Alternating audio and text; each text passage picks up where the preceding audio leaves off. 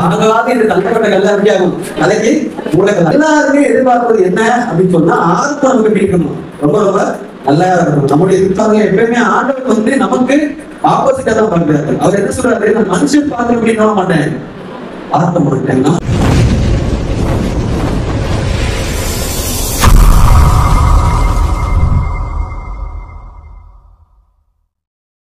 இல்ல துவக்க இருந்தா பிரச்சனை இல்லை, முடிவு நல்லா இருக்கும். இப்ப நான் கூட அப்படிதான் என்ன செஞ்சேன் அப்படின்னு சொன்னா, ஒரு விமர்சனம் அப்படின்னு ஆரம்பிச்சோம்னு சொன்னா அதுக்கு ஒரு நல்ல முடிவுக்காரன் முதலாவது கூட்டி வரணும். மனுஷனாக நம்ம எல்லாருமே நினைக்கிற ஒரு நல்ல விஷயம் என்னன்னா, ஒரு நல்ல காரியத்தை தொடங்கும் பொழுது ஒரு பெரியவர்களை முன்னிறுத்தி அதை செய்வது நம்முடைய பழக்கம். இந்த விஷயமா இருந்தாலும் சரி, ஒரு ஆலய கட்டுமான பணியை கட்ட போகிறோம் என்று சொன்னால் முதலாவது யார் வரணும், ஊழியக்காரர் வரணும். வந்ததுக்கான என்ன பண்ணணும், யோக செய்து அதை ஆரம்பிக்கும் போது நமக்கு என்ன மகிழ்ச்சி. அவர் வந்து ஆரம்பிச்சாரு. ஒரு குழந்தையை எடுத்தாலும் கூட அந்த குழந்தைக்கு முதலாவது இந்த சேவை பாடம் சொல்லுவாங்க. அதை வைக்கிற யாரு இருப்பாங்கன்னா அந்த ஊர்லயே நல்ல பெரியவங்க, நல்ல ஒரு குணசாலிக, அவங்க மட்டும்தான் அவங்க வைக்க அனுமதிப்பாங்க. ஏன்னா அந்த குணம் வந்து யாருக்கு போகுமா, அந்த குழந்தைக்கு போகும்னு சொல்லிட்டு நம்முடைய எண்ணம். ஆக அவன் எல்லாருமே எதிர்பார்ப்பது என்ன அப்படின்னு சொன்னா ஆர்வம் நமக்கு பிடிக்கணும். ரொம்ப ரொம்ப நல்லா இருக்கணும். நம்முடைய திருச்சி கூட முதலாவது தொடங்கணும் அப்படிங்கிற பொழுது நம்ம யார் கொண்டு வந்தோம், நம்முடைய சபையின் பிஷப் வந்து இந்த ஆலயத்தை கட்டுமான பணி என்ன பண்ணோம் முடித்து நாம் மங்கள பேச பண்ணும் பொழுது பிஷப் அவர்கள் வந்து என்ன பண்ணாங்க, இந்த ஆலயத்தை திறந்து விட்டாங்க.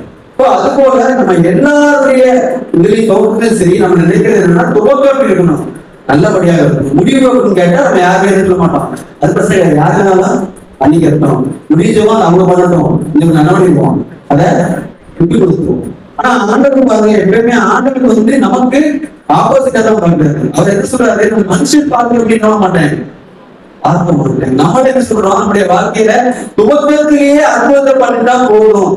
ஏன்னா இதெல்லாம் காத்துட்டு இருக்கணும், இவ்வளவு வருஷம் நான் காத்துட்டு இருக்கணுமா, அவ்வளவு வருஷம் ஜோப் பண்ணிருக்கேன், இவ்வளவு வருஷம் உங்களுடைய செய்தி கேட்டிருக்கேன், உங்களுடைய வசனங்களை கேட்டிருக்கேன், சில பேர் தான் பேசுவாங்க அப்படின்னு சொல்லுவாங்க. ஆண்டோட நான் நேரடியாக பேசி இருக்கேன். அது ஏதோ சொன்னா அவங்க வயத வாசிக்கும் பொழுது ஆண்டவரை அவரோட கூட என்ன பண்ணுவாங்க, இடைப்பட்டு பேசுவாங்க. அவங்க ஏதாவது ஒரு காரணத்துக்காக அந்த வேதத்தை திருப்பும் பொழுது வார்த்தையை பார்த்தீங்கன்னா அவங்களோட என்ன பண்ணுவோம், இடைப்படும். இப்ப ஆண்டவர் தான் பேசுறாரா அப்படின்னா நேர ஒரு உருவம் வந்து பேசுதா அப்படின்னு கேட்டா எல்லாருக்கும் கிடையாது. ஒரு சில பேருக்கு ஆண்டவர் திரும்பி உள்ளவங்களுக்கு என்ன பண்றாரு, வெளிப்படுத்துறாரு. அப்போ ஒரு சில பேருக்கு என்ன பண்றாரு, வார்த்தை மூலமாக என்ன பண்றாரு, வெளிப்படுறாரு. அப்போ இந்த மாதிரி காரியங்கள் இருக்க எனக்கு ஏன் வெளிப்படவில்லை, எனக்கு ஆரம்பத்திலேயே நான் நல்லா விட்டா, நான் ஆரம்பத்திலேயே என் ஊழியர் நல்லபடியா தொடங்கிட்டா, இல்ல ஆரம்பத்திலேயே என் குடும்ப வாழ்க்கைக்கு அமைஞ்சிருந்தா அப்படின்னு சொல்லிட்டு நம்ம என்ன பண்றோம், ஆண்டவருக்கு நாம் அறிவுரை சொல்றோம். இந்த காரியத்தை இப்படி பண்ணிட்டா இருக்கும் நல்லபடியா இருக்கும். ரொம்ப ஆண்டவர் சொல்றாரு, நான் நீங்க பார்க்கிறபடி நான் என்ன மாட்டேன், பார்க்க மாட்டேன் சொல்லி ஆண்டோட வசனம் சொல்றேன். உங்களுடைய துவக்கம் அற்பமா இருந்தாலும் உங்களுடைய முடிவு சம்பூர்ணமா இருக்கும். அல்லேலூயா. இதனால கூட யோபு அவர் எழுதின இந்த கவிஞர் நூல்ல சொல்றாரு, உங்களுடைய துவக்கம் அற்பமா இருந்தாலும் முடிவு இருக்குமா, சம்பூர்ணமா இருக்கும். அவன் சொல்றாரு. அப்போ நம்ம எல்லாருமே என்ன நினைக்கிறோம், எல்லா விஷயத்துக்கும் தொடக்கிறதுக்கு இல்ல வாழ்க்கை நல்லா அமைவதற்கு நம்ம நினைக்கிறோம் தொடக்கத்தையும் நல்லபடியாக இருக்கணும், நான் தொடக்கத்தையும் வாழ்க்கை நல்லபடியாக வாழணும், நான் தொடக்கத்தையும் நல்லா செல்வதா இருக்கணும், தொடக்கத்தையும் என்ன வரணும், காரு பணம் வசதி எல்லாம் வந்துடும். எப்போ கல்யாணம் முடித்த உடனே இல்ல வாழ்க்கை வசவன் அமைஞ்ச உடனே எனக்கு எல்லாம் கஷ்டா கொடுக்கும், அது கடமானதும் நான் கஷ்டப்படணும் அப்படின்னு பண்ணிட்டு இருப்போம். ஆண்டவருக்கு ஆலோசனை சொல்லியிருப்போம். ஆனா அந்த யோபு எழுதின இந்த கவிதை நூல், யோபு எழுதின இந்த புத்தகத்தை வேத பண்டிகைகள் என்ன சொல்றாங்க, இது ஒரு அழகான கவிதை நூல், வேதாவுக்கே இருக்கிற ரொம்ப ரொம்ப பழமையான நூல் அப்படின்னு சொல்லி சொன்னீங்கன்னா அது யோபு எழுதின இந்த புத்தகம் தான். அப்போ இந்த யோபு சொல்றாரு, உங்களுடைய துவக்கம் அற்பமா தான் இருக்கு. அநேக பேர் சொல்லி இருக்காங்க, ரொம்ப பேர் இருப்பாங்க ரொம்ப ரொம்ப அசிங்கமா கேவலமா இவங்கெல்லாம் இருக்காங்களா அப்படின்னு சொல்லிட்டு எண்ணிக்கொண்டிருக்கிறார்கள் என்று நீங்களும் நாளை என்ன பண்றோம், ஒவ்வொரு பிரச்சனையும் வரப்பையும் சொல்லிக்கிட்டே இருக்கும். இங்க யோபு சொல்றாரு, அவருடைய துவக்கம் எப்படி இருக்கு, அப்புறமா தான் இருக்கு. அல்லேலூயா. அப்ப நம்ம சொல்லிக்கிட்டே இருக்கோம்ல, நம்மளுடைய வாழ்க்கை முன்னாடியே துவக்கம் நல்லா இருந்தா நல்லா இருக்குமே அப்படின்னு சொல்லிட்டு நம்ம ஆண்டவருக்கு ஆலோசனை பண்ணிருக்கோம். அப்போ ஆண்டவர் பாருங்க, எல்லாருக்குமே வாழ்க்கையில அற்பமாக ஆரம்பிக்கவில்லை. ஆண்டவர் பாருங்க, எடுத்த உடனே எல்லா பேருக்கும் அற்பமாக ஆரம்பித்து வாழ்க்கையை தொடங்கி வைக்கவில்லை. பெரிய தூதர்கள் எல்லாம் படைக்கிறாரு. இந்த தூதர்கள்ல பிரதான தூதர் அப்படின்னு சொல்லி போகும்பொழுது இந்த லூசிபர் அப்படிங்கிற ஒரு தூதன். தூதனுக்கு எல்லா பேரையும் நீ குறிக்கும் பொழுது வேதாகமத்துல கேப்ரியல், அப்புறம் வேற தூதன் என்ன தூதன் இருக்காரு? காபிரியல், அப்புறம் ஏன் அப்படின்னு சொல்லி இந்த கடைசியில முடியும் எல்லா தூதனும். நான் எல்லா தூதருக்கும் எப்படி முடியும்? ஏன் சொல்லி 3 தூதர்கள் இங்க வேதாகமத்துல வாசிக்க முடியும். இந்த மிகாவேல் அப்படிங்கிற ஒரு தூதர் மற்றும் இந்த 3 தூதர்கள கடைசி வார்த்தைகளை நீங்க வாசிக்கும் பொழுது பாத்தீங்கன்னா அது முடிவுகிற வார்த்தை ஏ என்ற சொல்லின் அடையாளமாக குறிக்கின்ற வார்த்தையாக வரும். ஏ என்ற சொல்லுக்கு தேவன் என்று பொருள். அப்போ தேவன் ஆசையாக படைத்த ஒரு தூதருக்கு லூசிபர் பேர் வச்சிருக்கிறார். லூசிபர் உண்மையான பேர் கிடையாது. இல்லையா? அவனுடைய பேர் என்ன இருக்கும்? பிசாசு கிடையாது. பிசாசு ஆண்டவர் உருவாக்கும் போது பிசாசுக்கு உருவானாரா?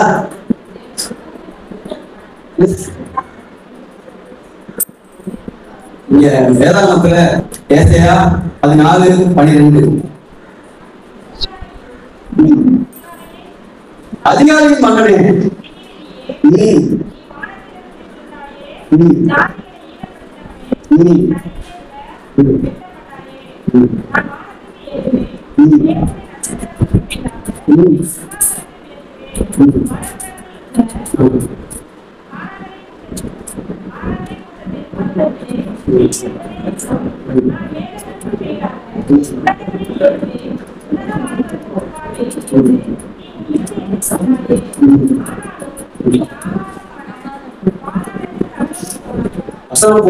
பேர் என்னமா? அதிகாரியின் மகன். விடிவினி மகனே சொல்லி குறிப்பிடப்பட்டு உங்களுடைய பேர் என்ன? ஆனா நீங்க எப்படி முடியணும்? ஏன்னு சொல்லி முடியும் இல்லையா? அவனுடைய பேர் எபிரேய பாஷையில எழுதப்பட்டது கிமே அப்படிங்கிறது அவனுடைய ஒரிஜினல் பேர். அல்லேலூயா. ஆனா வேத மனிதர்கள் இவருக்கு ஒரு மகிமையான பேரை இந்த வேதாகமத்துல கொடுக்கணுமா அப்படின்னு சொல்லிட்டு என்ன பண்றாங்க? அவனை பிசாசு, சாத்தான், லூசிபர் என்று என்ன பண்றாங்க? அதை மாத்திட்டாங்க. ஏன்னா ஏ என்ற சொல்லுக்கு என்ன அர்த்தமா? அதான் இஸ்ரவேல், இஸ்ரேல் அப்படின்னு சொல்றோம் இல்லையா? ஏ என்ற சொல்லுக்கு தேவன் என்று பொருள். அப்போ இந்த மகிமையான இந்த பேரை என்ன பண்ணக்கூடாது? பிசாசுக்கு கொடுக்க கூடாது அப்படின்னு சொல்லிட்டு தான் வேலை பண்ணி என்ன மாட்டாங்க? அவருடைய பேரை பிசாசு இந்நாட்களில் கொடுத்து அதை மாற்றிக்கிறாங்க. அல்லேலூயா. அப்போ இதை எதுக்கு சொல்றேன்னு சொன்னா, இவனுக்கு ஆரம்பத்திலேயே மகிமையாக கொடுக்கப்பட்டது. நீங்க வாசி பாத்தீங்கன்னா உங்களுக்கு தெரியும். அவன் அங்க தேவன் போன இடமெல்லாம் யார் உள்ள போயிருக்கா? இந்த பிசாசானவனும் உள்ளே இருந்து போவதற்கு இவனுக்கு மட்டும் என்ன இருக்கு? அதிகாரம். என்ன காரணம்? அவன் நல்லா வர்ஷிப் பண்றான். அல்லேலூயா. ஆண்டவருக்கும் பாருங்க இந்த புத்தகத்துக்கு ரொம்ப பிடிச்சிருக்கு. அதனால சொல்றாரு மகிமை யார் புரியுதுதான்? எனக்கு மட்டும்தான் புரியுது. அல்லேலூயா. என் மகிமை யார் கொடுக்க மாட்டேன்? ஒருவனுக்கும் உடனே நம்ம சொல்லியிருக்கோம். அப்போ மகிமை யார் புரியுது? தேவனுக்கு புரியுது. அந்த மகிமையை செலுத்துகிற ஒரு மகனாக இருந்த இந்த தூதன் பேர் தான் என்னது? என்கிற லூசிபர். அல்லேலூயா. இப்போ இந்த லூசிபர் நினைக்கிறான், நான் இந்த துணியை செலுத்துறதுனாலதான் இவருக்கு மகிமை வருது. நான் அந்த ஆராதனை செலுத்துறதுனாலதான் அந்த மகிமை அவருக்கு போகுது. இந்த ஆராதனை எனக்கு நானே செய்துட்டா, இந்த ஆராதனை நானே எனக்கு பண்ணிக்கிட்டு நான் யாருக்கு ஆவேன்? சோமா தேவனுக்கு சமமா இருக்கிறேன் அப்படின்னு யாருக்கு என்ன வந்தது? இந்த லூசிபருக்கு என்ன வந்துச்சு? அப்ப அதனாலதான் ஏசியாவில அழகா போட்டு கேள்வி சொல்லியிருக்காரு, நீ அவருக்கு சமமா போய் உட்காருவேன் அப்படின்னு சொன்னதுனாலதான் என்ன பண்ண? நீ விழுந்து போனாயே அப்படின்னு சொல்லி வேதாகமத்தில் குறிக்கப்படுது. அப்போ இந்த லூசிபருக்கு தேவன் ஆரம்பத்தில் என்ன கொடுத்தாரு? பழமையாக நல்ல செழிப்பான நல்ல ஒரு அதிகாரமான ஒரு வேலையை கொடுத்தாரு. ஆனா அவன் என்ன பண்ணிட்டான்? ஆரம்பத்திலேயே விழுந்து போயிட்டான். சரி, அவன் தான் விழுந்து போயிட்டான். அதுக்கப்புறம் ஒரு ஆதாம உண்டு பண்ணுவோம் அப்படின்னு வேலை கொண்டு வந்தாரு. ஆதாம உண்டு பண்றாரு. இந்த ஆதாம உண்டு பண்ண உடனே இந்த ஆதாம் என்ன சொல்றாரு? நல்லா நீங்க பயிரிடுங்க, இந்த தோட்டத்தை என்ன பண்ணுங்க, பழமே தெரியும், நல்லா வந்து பாதுகாத்து கொள்ளுங்க. ஆனா ஒரே ஒரு கண்டிஷன், நீங்க என்ன பண்ணக்கூடாது? இந்த பழத்தை மட்டும் புசிக்க கூடாது. அவன் அதை புசிக்கல. ஒரு மனைவியை கொடுத்தாரு. அந்த மனைவியை கொடுத்தவன அவன் என்ன பண்ணிட்டான்? அது வேற பாஸ்டர் மாதிரிலாம் சொல்லுவாங்க. என்ன சொல்லுவாங்கன்னா, உங்க எலும்பு எங்க இருக்கு கண்டுபிடிச்சிட்டாங்க கேட்பாங்க. புரியுதா? வேதவாசம் வாசிக்கணும். உங்க எலும்பு கண்டுபிடிச்சிங்களா? வேதம் திருமணம் முடித்த பிறகு அவங்க கேட்பாங்க, உங்க எலும்பு என்ன பண்றதுன்னு கேட்டா அவங்க சொல்லுவாங்க, அது குத்துது. அல்லேலூயா. அது என்ன பண்ணுதான் அந்த எலும்பு? உங்களுடைய எலும்பு தானே பாஸ்டர், அது என்ன பண்ணும்? இதுதான் செய்யும். அல்லேலூயா. அப்படி சொல்லாங்க. இப்போ ஆண்டவர் கொடுத்த இந்த மாம்சத்தின் மாம்சமாகவும் எலும்பின் எலும்பாகவும் இருக்கின்ற இந்த மனைவி என்ன பண்ணிட்டா? இந்த ஆதாமுக்கு பலத்தை கொடுத்துட்டா. கொடுத்தவன அவனை என்ன பண்ணிட்டான்? பாவம் செஞ்சுட்டான். இப்போ அந்த பாவம் செஞ்சு விழுந்தனால என்ன பண்ணிட்டார் ஆண்டவர்? அவனை கீழே அனுப்பிட்டாரு. ரொம்ப கஷ்டப்பட்டான். இதை வந்து விரட்டி அடிக்கப்பட்டாரு. இப்ப ஆரம்பத்துல அவனுக்கு என்ன கொடுக்கப்பட்டது? அதிகாரம் கொடுக்கப்பட்டது. அவனை ஆரம்பத்தில் ஆளுநர் ஆசீர்வதிச்சார். ஆனா அவனை என்ன பண்ணிட்டான்? அதுல இழந்து போயிட்டான். அடுத்தபடியாக நம்ம பார்க்க போறது சவுல்ங்கிற ஒரு நபர். இந்த சவுல்ங்கிற ஒரு நபர் வந்து பெனிமின் கோத்திரத்துல ரொம்ப ரொம்ப கோத்திரங்களே ரொம்ப சிறியதான கோத்திரம் என்னது? பெனிமின் கோத்திரம் தான். அந்த பெனிமின் கோத்திரத்துல பிறந்த இந்த சவுலானவன் எதை தேடி போறான்? ஒரு கழுதைய தேடி போறான். கழுதையை தேடி போனவனுக்கு ஒரு பெரிய ஜாக்மெண்ட் அடிச்சிருச்சு. என்னது? நீதான் இந்த நாட்டுக்கு ராஜாவாக போற. எதிர்பார்க்கவே மாட்டான் சவுல். ஏன்னா அவனுக்கு எப்படி கிடைச்சிச்சு? ரொம்ப ஈஸியாக கிடைச்சிருச்சு. போற கழுதை தேடி போனவனுக்கு என்ன கிடைச்சிருச்சு? நீ தான் ராஜான்னு சொல்லி சொல்லிட்டாங்க. உடனே இந்த சவுலும் நம்ம தான் ராஜா, நம்ம தான் கடவுள் உண்டாயிருக்காரு, எனக்கு இதை பத்தி என்ன இல்ல, கவலை இல்ல, நான் என்ன பண்ணாலும் ஆண்டவர் ஏத்துக்குவாருன்னு சொல்லிட்டு ஆண்டவர் மேல அவனுக்கு என்ன இல்லாம போச்சு? கடைசியில பயம் இல்லாம போச்சு. காரணம் என்னன்னு சொன்னா அவனுக்கு ஆரம்பத்திலே மிக எளிதாக என்ன கிடைச்சிருச்சு? இந்த ராஜா பதவிங்கிறது. அவன் தேடி போல. அவனுக்கு யாரு கொடுத்துட்டா? ஆண்டவரே கொடுத்துட்டாரு. கொடுத்தனால அதனால அவனுக்கு என்ன இல்ல, அந்த பதவி மேல அவனுக்கு ஒரு பயம் இல்ல, அதை ஒண்ணும் செய்ய முடியல. ஆண்டவர் அந்த ஜனங்களுக்குலாம் கொடுத்துட்டாரு.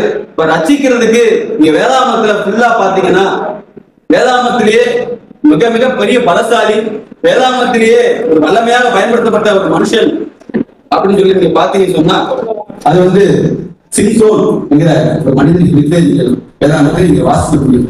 இந்த சிம்சோன் பாருங்க, ஒரு ஆளு ஒரு கழுதை தாடை எழுதி கொண்டு எத்தனை பேர் கொண்டானா? 1000 பேரை கொண்டான். விளையாட்டு நதிகள்லாம் முடிச்சிடவும் வாளுக்கு தீ வைத்தோம். பெரிய பலசாலி.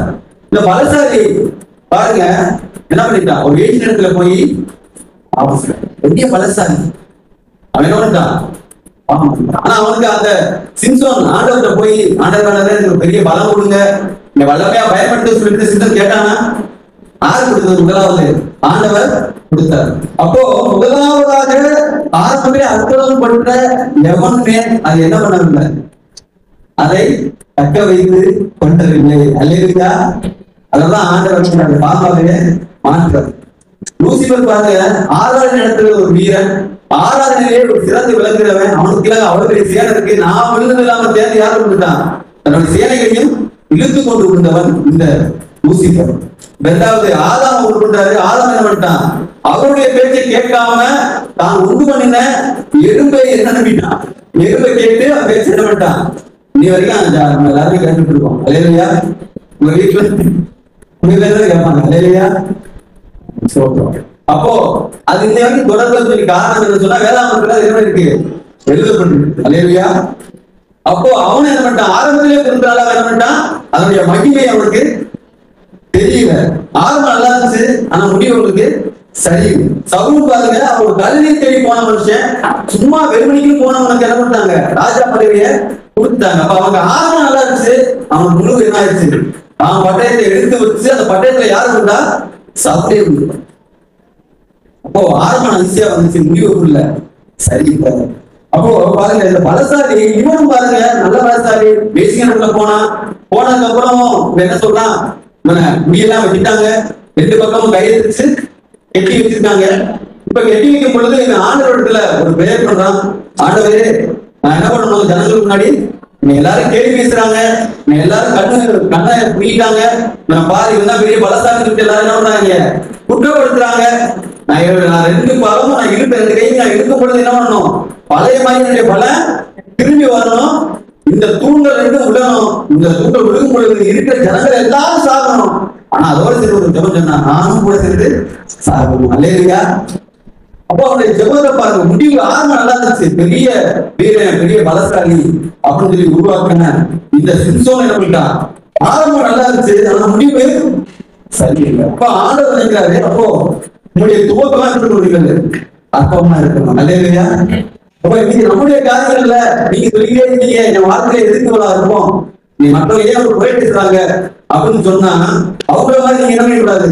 விழுந்து போயிடக்கூடாது. பெரிய தூதன் அவனே விழுந்து போயிட்டான், பெரிய பலசாலி அவனே பண்ணிட்டான், விழுந்து போயிட்டான். அப்போ நீங்களும் நானும் ஏமாத்துறோம். நிறைய கஷ்டங்கள்ல உங்களுக்கு எடுத்தோடனே ஒரு மகிமையான ஒரு வாழ்க்கையை, ஒரு மகிமையான ஒரு செழிப்பான ஒரு வாழ்க்கையை எடுத்தோடனே இறங்குவீங்க.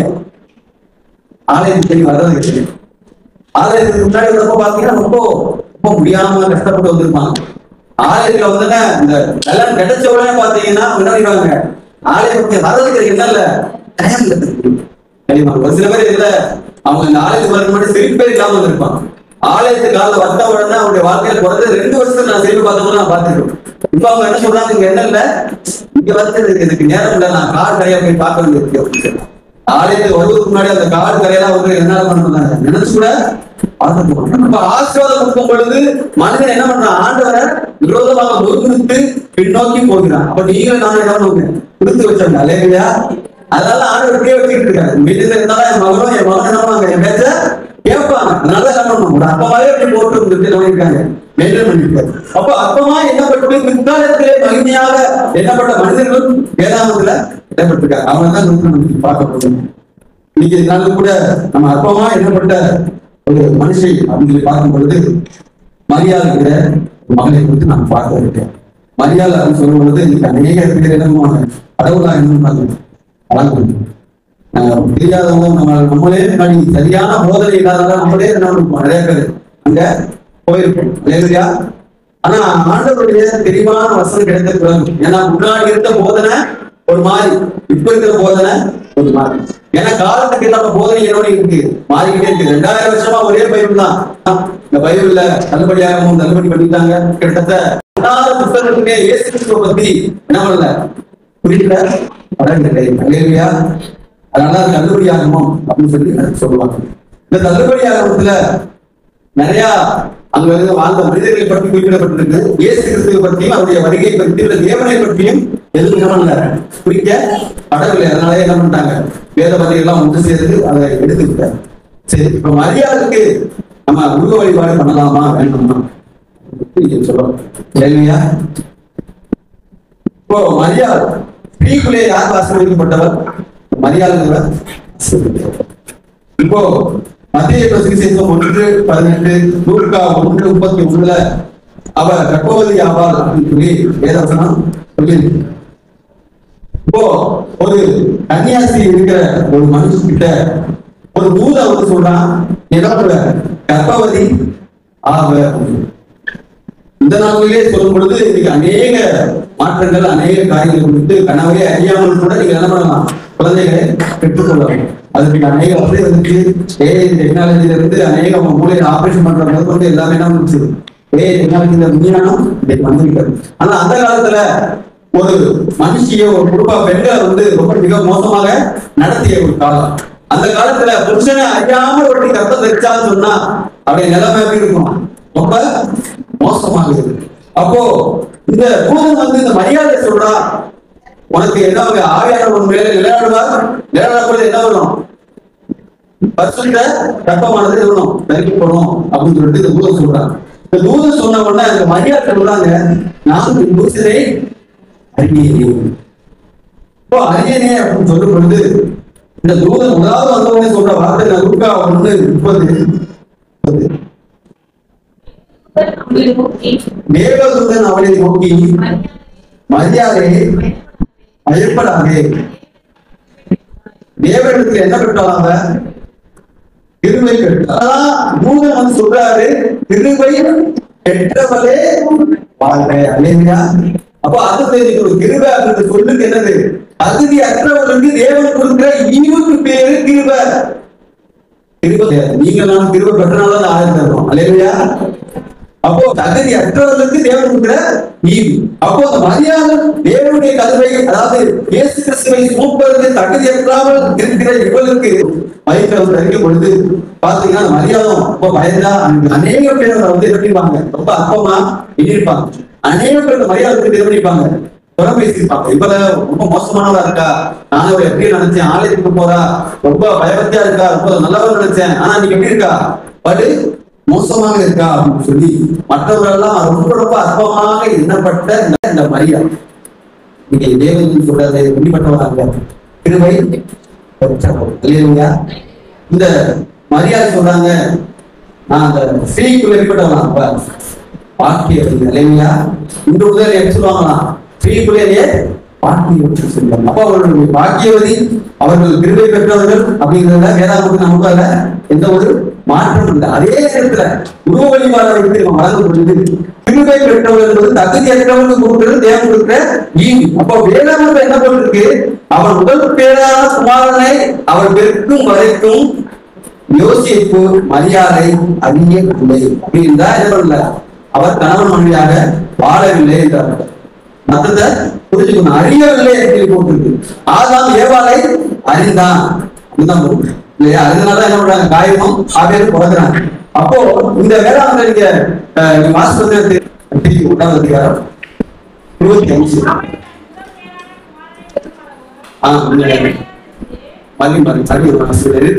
அவள் தன் முதல் பேரான குமாரனை பெருமளவும் அவளை அறியாதிருந்து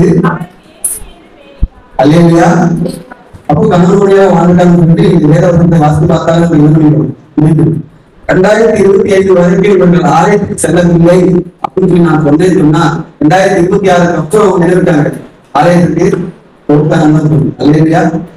அப்போ ஒரு இடத்துல அவள் முதல் பேரான குமாரனை பெருமளவும் அப்படின்னு சொல்லி போட்டிருக்காங்க அப்படிங்கும் பொழுது அது வரைக்கும் அவர் என்ன இருக்காரு, அவங்க பசுத்தவனா இருக்காங்க, ஒரு பசுத்த கற்பத்தை சுமக்கிறாங்க அப்படின்னு சொல்லிட்டு என்ன பண்ணா கணவன் மனைவியாக வாழவில்லை. பெற்றோருக்கு அப்புறம் தான் அவங்க என்ன பண்ணிருக்கு, நீர் குழந்தைகள் பெற்றிருக்காங்க இல்லையா? அதனால அவங்களும் ஒரு மனிதர்கள் தான் ஆண்டவர் பயன்படுத்திய ஒரு நல்ல ஒரு திருமை பெற்றவர். அப்போ நாட்டுக்கு அவர் சிஎம் வராதுன்னு சொன்னா அந்த சிஎம் வரோட சிஎம் தான் என்ன பண்ணுவோம், அவருக்கு மாலையா போடுவோம், அவருக்கு என்ன பண்ணுவோம், வயிற்றுல நல்லா நல்ல அவர் என்ன பண்ணுவோம் வரவேற்று. ஆனா அதே நேரத்துல பாத்தீங்கன்னா பயன்படுத்திய காருக்கு அது என்னது, ஒரு பொருள். சிஎம் தான் அது ரொம்ப முக்கியமான நபர். பிஎம் வராதுன்னு சொன்னா பிஎம் வருகின்ற அந்த பிளைட்டை யாரும் பெருசா பார்க்க மாட்டோம், பிஎம் தான் பெருசா பார்ப்போம், பிஎம் தான் முக்கியமான ஆள். அப்ப இயேசு கிறிஸ்து மரியாதை மூலமாக வந்தார் அப்படின்னு சொல்லும் பொழுது இயேசு கிறிஸ்துவை தான் பிரதானமா பார்க்கணும். மரியாதை அவர் பயன்படுத்திய ஒரு பாத்திரம் அல்லேலூயா. ஒரு உருவ வழிபாடு தேவனை தெளிவா சொல்லியிருக்காரு, என்ன என்று ஒரு தேவர்கள் இருக்க வேண்டாம். சிலை வழிபாடு வழிபாடு பண்ணக்கூடாது. சில பேர் என்ன பண்ணீங்கன்னா நல்லா போட்டோ வச்சு பண்ணுவாங்க, அதை உட்கார்ந்து அந்த போட்டோ வச்சு என்ன பண்ணுவாங்க ஜோபடி இருப்பாங்க. அதெல்லாம் ரொம்ப ஆச்சரியமா இருக்கு, இது எப்படி சாத்தியப்படுது? ஒரு பொருள் இருக்கு இல்லையா, நீங்க அப்ப நீங்க உங்களுக்கு தெரிஞ்ச தெரியாம நீங்க என்ன பண்றீங்க, சிலை வழிபாடுல நீங்க என்ன பண்றீங்க, வழிபாடுல உங்களுக்கு தெரியாம என்ன பண்ணிக்கிறீங்க, பின்பற்றிருக்கீங்களா? தேவன் கண்டிப்பாக பிரியப்பட போதும். உருவ வழிபாடு எப்போது உருவத்தை கொண்டு நீங்க பயன்படுத்துறீங்களோ அப்பவே தேவனம் உலகம் மாறி கிடையாது. அப்போ மரியாதை ஒரு பாக்கியவதி, அவர் ஸ்ரீக்குள்ள ஏற்பட்டவர், ஆசிரியப்பட்டவர்கள் வரைக்கும் ஓகே. அதுக்கப்புறம் நீங்க தேவனுக்கு ஒப்பாக நிறுவனக்கூடாது, அவர்களை அப்போ இந்த அர்த்தமா என்ன பண்றாங்க, ஆனா பார்த்து அவர்கள் முடிவு இருக்கு. நீங்க உலகம் முழுவதும் இந்த டாபிக் எடுக்கும் பொழுது மரியாதை கொடுத்த நடவடிக்கை இருக்கோம் பேசிக்கிறோம். இன்றைய வரைக்கும் அவங்கதான் ஸ்ரீக்குள்ள ஏற்பட்டவர், ஆசிரியப்பட்டவர் அல்லேலூயா. அப்போ அவருடைய ஆரம்பம் பாருங்க அற்பமா தான் மற்றவங்க பார்க்கறது இருந்துச்சு, அற்பமா தான் இருந்துச்சு. ஆனா முடிவு இருக்கு சம்பவம். இப்ப ஆரம்பத்தில் அவர் பட்ட கஷ்டம் இருக்குது, கொஞ்சம் வேதாந்தத்தில் பெரிதா குறிக்கப்படல. ஆனா அந்த காலத்துல வேத பள்ளிகளை குறித்து இன்னைக்கு அநேக காரியங்களை குறித்து அந்த படிச்சுட்டு இருக்கும் பொழுது சொல்றாங்க, அவ்வளவு குடும்பப்பட்டிருக்காங்க பெண்கள், அவ்வளவு குடும்பப்பட்டு அவரை டார்ச்சர் பண்ணிருக்காங்க. அப்ப அந்த காலத்துல வாழ்ந்த ஒரு மரியாதை அப்படிங்கும் பொழுது இவருடைய காரணம் கூட என்ன நினைச்சிருக்கான், இவரை விட்டு நம்ம நீதிமானா இருந்து அவர் என்ன நினைச்சுக்கிறான், இவரை விட்டு அவளை மனமொழிகள் ஆகிறவர்களுக்கு என்ன இல்லையா விருப்பம் இல்லாத நைசா சொல்லி கட்டி விளையமா யோசிப்பு கூட இருக்காரு, யோசிச்சிருக்காரு. ஆனா பாருங்க பூதம் வந்து சொன்னதுக்கு அப்புறம் தான் அவரே இருந்தாரு மனசார, சரி நல்லவதா அப்படின்னு சொல்லி யாரு யோசிச்சா இந்த யோசிப்பு. அப்ப ஆரம்பம் மரியாதை கஷ்டமா இருந்துச்சு, ஆனா முடிவு இருக்கு சம்பூர்ண எல்லாமே அதுக்கு அடங்கும் இல்லையா? அப்போ இங்க ஒரு ஆலயத்தை நம்ம பார்க்கணும்னா பெரும்பாலும் உள்ள இந்த பெரும்பாலும் உள்ள ஸ்ரீ மத்தேயு 9 அதிகாரம் 20 தொடங்கி 22 வரைக்கும், மார்க் 5 25 இருந்து 34 வரைக்கும் இந்த பெரும்பாலும் உள்ள ஸ்ரீய இந்த 2 அதிகாரத்தையும் நம்ம பார்க்க முடியும். இந்த 2 அதிகாரத்துல இந்த ஸ்ரீகள் நான் ஏற்கனவே சொன்னேன், பெண்களை இந்த காலத்துல பெரும்பாலும் ரொம்ப கொடுமைப்படுத்திட்டாங்க. ஒரு குஷ்டரோகி இருந்தால் அவன் என்ன பண்ணணும், ஊருக்கு நெறியாக இருக்கணும். அவன் அந்த குஷ்டரோகம் முடிஞ்சதுக்கு அப்புறம் அவன் நேரம் போய் ஆசாரிக்கிட்ட என்ன பண்ணணும், அந்த புத்தகத்தை காட்டணும். அதை காட்டி அவன் சுத்தமாயிடுச்சு அப்படின்னு சொல்லி இந்த ஆசாரியர் சொன்ன பிறகுதான் என்ன பண்ண முடியும், அவன் சொந்த வீட்டுக்கே போகணும். அப்படி இருக்கும் பொழுது இந்த பெரும்பாலும் உள்ள ஸ்திரீ அப்படின்னு சொல்லி இருக்கும் பொழுது இதை பற்றி மார்க் 5:25 வாசினா தெரியும்.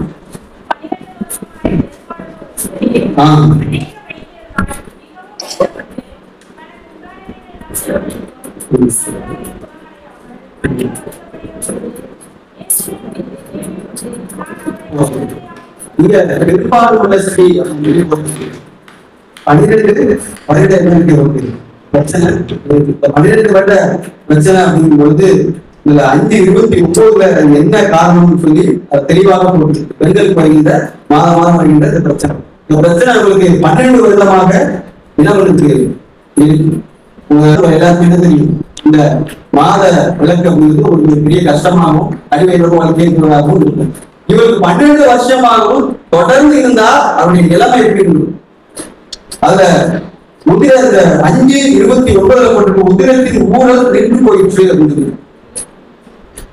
அப்போ இந்த உதிரத்தின் போகும்னா உதிரம் என்று சொல்லுங்க ரத்தம் என்று பொருள். ஊற்று ஊழல் என்று சொல்லுக்கு ஒன்று கசிதல் அப்படின்னா என்ன பண்ணுது, போகுதல் என்று பொருள். எதுக்கு சொல்றேன்னு சொன்னா ஒரு ரத்தம் தொடர்ந்தா போய்கொண்டே இருக்கிற மனிதர்கள் நார்மலாக என்ன முடியாது, இருக்க அவரால் முடியாது. உண்டு அவங்க ரத்த சோர்வு இருக்கலாம், அவன் மயங்கி கொடுக்கக்கூடிய ஒரு சூழ்நிலை இருக்கு. ஒரு ரத்தம் தொடர்ந்து கொடுத்துட்டோம்னா அவங்களுக்கு எப்போனாலும் மயக்கப்பட்டு விடுவாங்க. இன்னும் ரத்த சோர்வு வருவதற்கு அதிக வாய்ப்பு இருக்கு. இப்போ இதுக்காக அதிக காசுகளை கொடுத்து ஏமாந்து போய் தரப்படாது இருக்கா இந்த பெரும்பாலும் உள்ள ஸ்ரீ பங்கு. அந்த பெரும்பாலும் உள்ள ஸ்ரீ எங்க போய் நின்றாலும் என்ன பண்ணணும், முதலாவது தீக்கு என்று கூடத்தை வரப்படுது கத்தரி அவளை பார்த்து முதல்ல ஒதுங்கி போயிடுவாங்க. அந்த காலத்துல மறுபடி என்ன பண்ணணும், தீக்கு என்று முதலாவது என்ன பண்ணணும் சொல்லணும். இப்போ எல்லா இடத்துலயும் இருக்கிற அப்பா தான் எண்ணிருப்பாங்க, ஐயோ வராதா, ஐயோ தீக்கு இருந்துச்சு, தீக்கு சொல்லி யார் சட்டப்பட்டிருப்பாங்க. இந்த பெரும்பாலும் உள்ள ஸ்ரீயை இப்ப பெரும்பாலும் அந்த வருஷம் வாசல் 28-26 வாசல்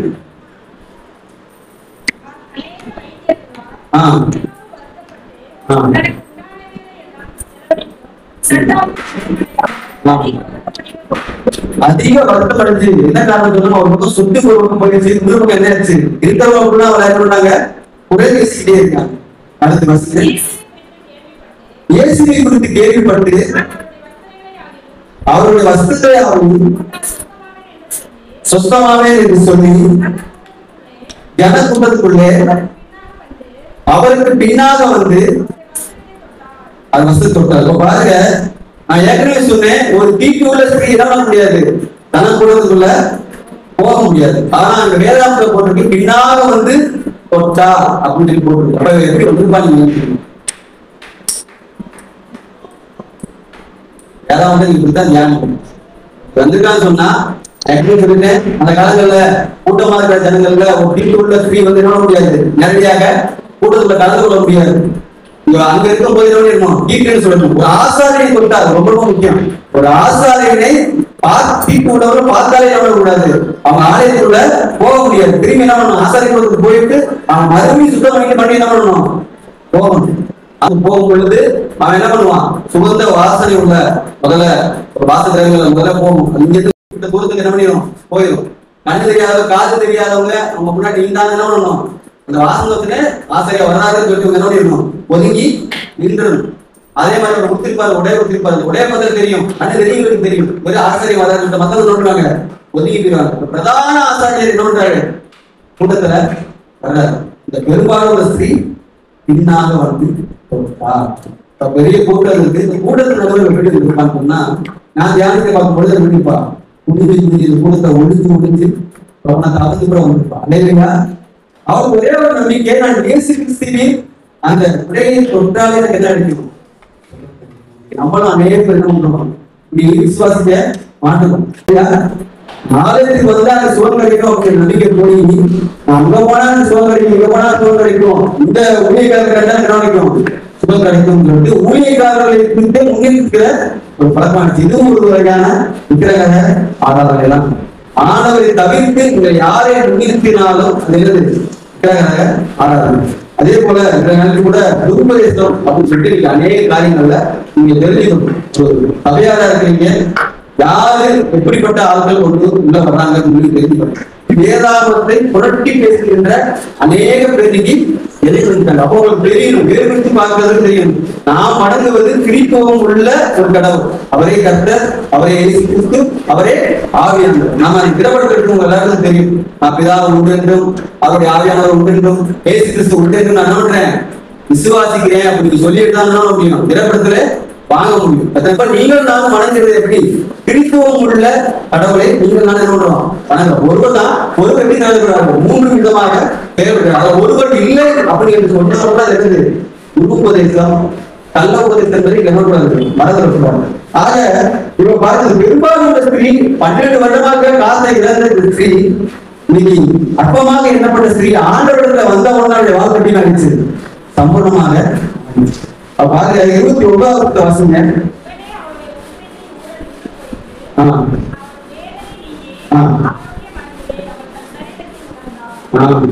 இப்ப பாருங்க ஆண்டவர் கேட்கிறாரு, தொட்ட உடனே ஆண்டவர் கேட்காரு யார் என்னை தொட்டது? அநேக பேரு நிறைய ஊழியக்காரங்க இருக்காங்க, நிறைய சீரர் இருக்காங்க, ஒரு சில சீரெல்லாம் சொல்லியிருப்பாங்க. நிறைய கூட்டம் இருக்கு. இந்த கூட்டத்துல யாரு உங்களை நாங்க யாரை கண்டோம்? யாராவது ஒரு ஆளு தொற்று. ஆனா இந்த வசனத்தை ஏதாவது வாசிக்க தெரியாது, யாருக்கும் புரியாது. அவ்வளவு கூட்டத்திலையும் என்னை தொட்டால் புகழ் கிடைக்கும் என்று நம்பிய ஒரு ஸ்திரீ தொட்டனால ஆண்டவர் என்ன தெரியுது? என்னை நம்பி அவர் தொற்றுக்கா அவர் யாரு? அழகையா? இப்ப நீங்களும் அந்த ஆலயத்துக்கு வருவது முக்கியம் அல்ல, விசுவாசத்துடனே ஆண்டவரை இதை கேட்டா பண்ணுவோம், நாம அதை பெற்றுக்கொள்வோம் என்று நம்பிக்கையுடனே அந்த ஜபங்களை வைக்கும் பொழுது அது நடக்கும். இங்க அற்புதம் நடக்கும். நான் ஜபம் பண்ணிட்டேன் அப்படின்னு சொல்லிட்டு நீ வந்து உடனே என்ன ஜபத்துக்கு பலன் கிடைக்காது. அந்த பெரும்பாலும் வசதிக்கு ஒரு என்ன இருந்துச்சு, நான் ஆண்டவருடைய இந்த ஆடையை தொட்டால் நல்லாவே சுகம் கிடைக்கும் நம்பிக்கையோட தொட்டனாலதான் உங்களுக்குள் இருக்கும் வல்லமை யாருக்கு போயிடுச்சு? பெரும்பாலும் ஸ்ரீக்கு போயிடுச்சு. ஆண்டவர் அவருக்கு கொடுக்கல. நீங்க நல்லா பார்க்கணும், ஆண்டவர் என்ன ஆசீர்வாதம் அவரை பண்ணல, தொடல, வசனத்தினால உச்சரிச்சு சொல்லல. ஆனாலும் அவருக்கு என்ன போயிடுச்சு? வல்லமே போயிடுச்சு. இல்லையா? அப்போ உங்களுடைய விசுவாசத்தின் பொழுது நீங்க பாருங்க, ஆண்டவர் அந்த ஜனங்களுடைய விசுவாசம் குறைவாதனால என்ன இல்லையா அங்க அற்புதமே பண்ணல. ஆனா இவருடைய விசுவாசத்தை பார்த்து என்ன பண்ணிச்சு? வல்லமையே உள்ள போயிடுச்சு. உங்களுடைய விசுவாசம் எப்படிப்பட்டதா இருக்கிறது? உங்களுடைய வாழ்க்கையில இன்னைக்கு அற்பமா நீங்க சொல்லிக்கிற ஒரு நாளைக்கு இருக்கும் பொழுது நீங்க ஒவ்வொரு நாளும் உடம்புக்கிற வார்த்தை என்ன? என் வாழ்க்கை அற்பமா தான் போயிட்டு, இனி ஒரு முடிவு வரல, இனி ஒரு சம்பூர்ணம் வரல, என் வாழ்க்கை போதுமானது கிடைக்கலன்னு சொல்லிட்டு மறுக்கிட்டே இருக்கும். ஆனா இந்த 2 பேரையும் பார்க்கும் பொழுது ஆரம்பத்தில் அவங்க யாரும் இதோட பெரிதாக மதிக்கவில்லை. அநேக பேர் நாங்கெல்லாம் ஊழியத்துக்கு போகும்பொழுது அவங்க கூட்டத்துல என்ன பண்ணுறதுன்னா நல்லா படிக்கிறாங்க, என்னவாக போறீங்கன்னா நாங்க ஐஏஎஸ் ஆக போறோம், கலெக்டராக போறோம் அப்படின்னு சொல்லுவாங்க. என்ன பண்ணுறது? ஒன்றும் படிக்க மாட்டேங்குது, என்ன பண்ணுங்க ஊழியத்துக்கு கூட்டிட்டு போங்க சொல்லுவாங்க. இல்லையா? ஆனா ஆண்டவர் பாய் வசதி இருக்கு, ஆகாது என்று தங்கப்பட்ட கல்யாணம் ஆகும் கலைக்கு மூலக்கல்லாங்க. இல்லையா? யாரெல்லாம் அற்பமா என்றாங்களோ இவெல்லாம் ஒரு மனுஷனா இல்லை, இவெல்லாம் ஒரு மனுஷியா அப்படி என்றாங்களோ அவர்கிட்ட ஆண்டவர் நிறுத்திடும். இல்லையா?